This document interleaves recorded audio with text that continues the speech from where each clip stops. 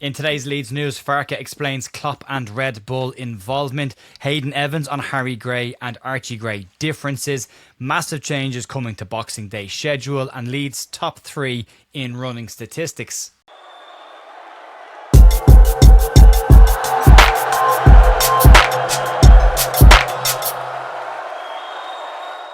Morning folks, welcome to the Leeds View on Tuesday morning the 28th of October with your Leeds United news. I hope your week is going well so far. There's a bit of stuff to get stuck into today, some slightly more controversial topics with Red Bull, as well as a decision being made around TV and Boxing Day as well. Just want to say real thanks to everyone who has been liking, subscribing and hyping the channel. It's helping. It's making a big difference in the last couple of days as well. So really appreciate that and want to thank everybody. And if you want to get involved and try and sponsor the channel as well, have your logos appear across all of our different shows, you can do so by contacting the email over on the side there.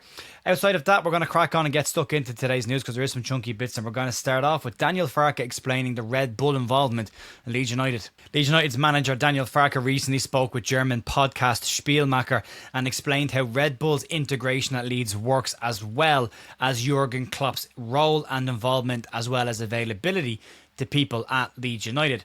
Red Bull currently hold a 10% minority stake in the club at present and are viewed by Leeds as a strategic partner, but don't hold any voting rights in the club at this point, along with the rest of the 49ers Enterprises investment people. Jurgen Klopp's role at Red Bull is the head of global soccer, which is exactly the same role held by Leeds United's Greta Steinsen in their 49ers multi-club model, or at least footballing model at this point. One major concern from Leeds fans since Red Bull's involvement with the club has been potential name changes of the club, as well as colour schemes and sponsorship of the stadium, which is currently not possible under the UK's footballing regulations and very unlikely to happen with the introduction of the football regulator. But that doesn't mean that those fears don't still stay there. Earlier this year, a 49ers source spoke to Leeds Live and told them that the owners are fully aware of the historical heritage that the club boasts within the game, and Prag Morata himself said that the name change or name integration has never come up during their discussions with Red Bull, and should it come up in conversation, it would not be entertained by them. This doesn't mean that Leeds don't have access to the more positive sides of the Red Bull involvement. Their current portfolio, which includes an extensive scouting network, medical team and sports scientist department, as well as Jurgen Klopp himself. But speaking to Spielmacher, Daniel Farke explained Red Bull's involvement at this point. Leeds isn't a typical Red Bull club that's been taken over and where Red Bull's philosophy is enforced. Red Bull is a strategic investor. You can maybe compare it in Germany to the likes of Adidas at Bayern Munich, or an automotive partner. We're glad to have such a strong partner, a good network, and even if a question arises, there are channels. But Leeds United are structured differently and remain an independent club. Daniel Farke also spoke about his relationship with Jurgen Klopp, which goes back before Jurgen's involvement with the Red Bull model as well, and it's not uncommon for managers to speak to each other, and it's definitely not uncommon for these two either to speak to each other. So on that relationship and where it is now, Farke said the following: "If I've ever had questions or requests or need advice, he's always been available 24/7, and that is still the case. The only difference now is that you can now count it as working hours. Otherwise, nothing has really changed in our relationship." Red Bull's partnership at Leeds United is very similar to the same involvement they've got with Paris FC in France, where they have changed their sporting model under their new CEO. Prior to the change of CEO, Red Bull would only get involved in a sporting entity if they had full ownership, control and naming rights of that.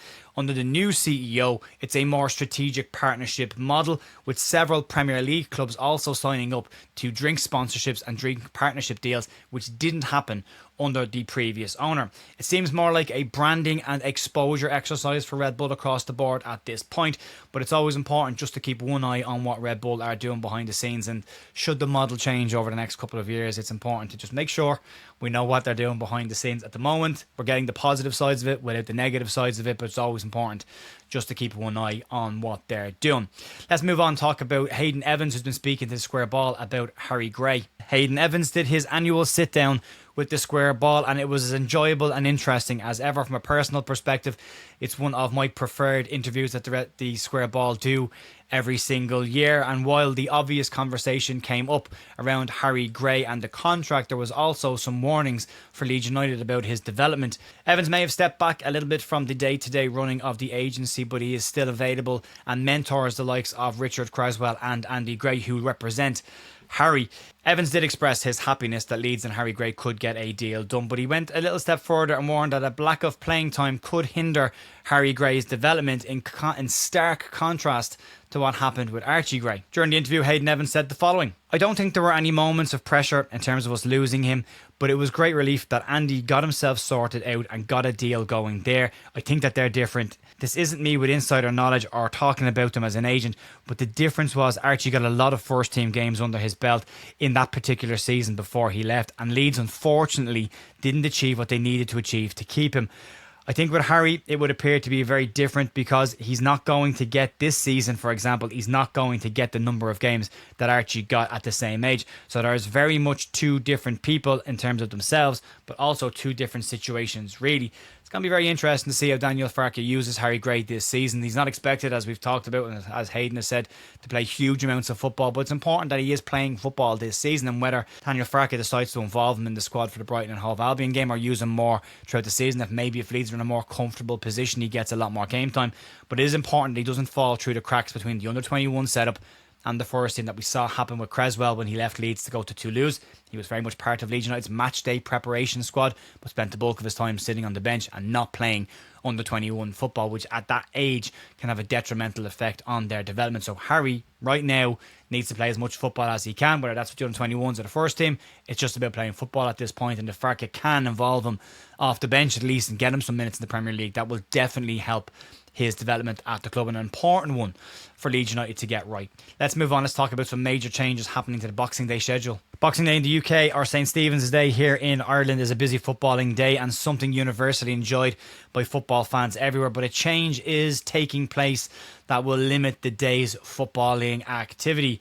Reports today suggest that only one Premier League game will take place on Boxing Day this year. The Daily Mail has reported that this is due to the calendar pressure triggered by increasing European competition expansion and the decision to hold FA Cup matches exclusively on weekends. And while the initial fixture list this season did line out all the games with Saturday 3pm kickoffs, the games are moved throughout the year for TV. But this year Boxing Day falls on a Friday, and rather than just moving the entire football schedule out by 24 hours, the Premier League have decided to view this weekend, or that weekend, as just another weekend in Premier League football. According to the Daily Mail, the Premier League is committed to delivering 33 weekends of football to broadcasters, as well as 5 midweek rounds. To achieve this, games would have to be moved across a full weekend rather than all being brought forward to Boxing Day. This means that the usual single game on a Friday night will kick off, with the rest of the weekend's fixtures spread out over Saturday and Sunday, as they are right now for the current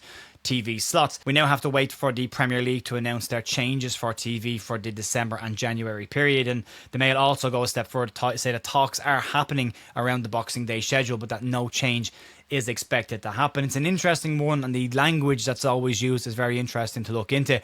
This time last year there was an awful lot of talk from Premier League clubs about removing FA Cup replays because the football calendar was just too busy for all of them, and as soon as the season finished, Tottenham Hotspur's calendar was so busy that they headed off to Australia to take part in a friendly tournament. So it wasn't that busy that they couldn't squeeze more games in when the commercial revenue backed that up. So this very much feels along the exact same lines as well, talking about an expanded calendar for European competitions and likely competitions for other commercial revenue after the season, and upsetting the UK's footballing schedule to facilitate that. So for me, it's an important one. It's a time of the year where I know it's not everyone's into football, but the day after Christmas is usually the day to pig out and watch football or have a few points and watch football, and it's a shame that would have to change this year. But yeah, unless significant pressure is put on the Premier League and people don't roll over like they did on FA Cup replays, it's likely to happen.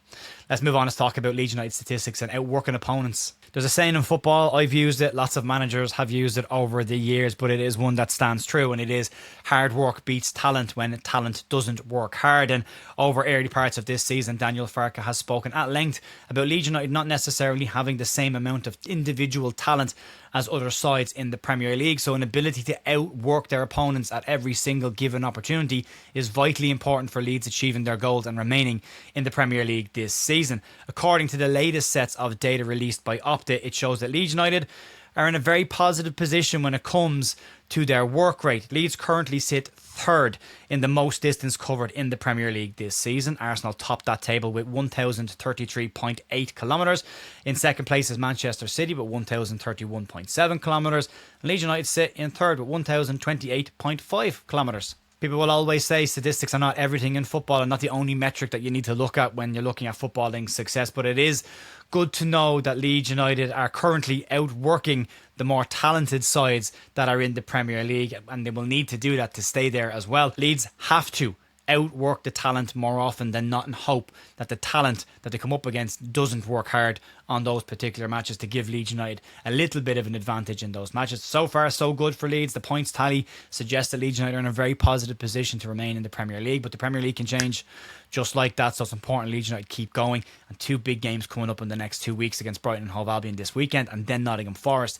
Could go an awful long way to making that December run a little bit easier. We will have a podcast tonight to look ahead to those games and having a little chat about December as well, but also chatting about all the different topics that have come up in the news this week. You can check that out later on, about 7 o'clock tonight, if you're interested in that. Outside of that, massive thanks as always for supporting this channel. You can stick a like on the video as well, give us a hype on that button if it's available to you, and stick a comment in down below and let me know your thoughts on today's news topics. Outside of that, have a fantastic rest of your day, and I'll be back later on this evening for the podcast and tomorrow morning for the news. Enjoy your day. See you soon.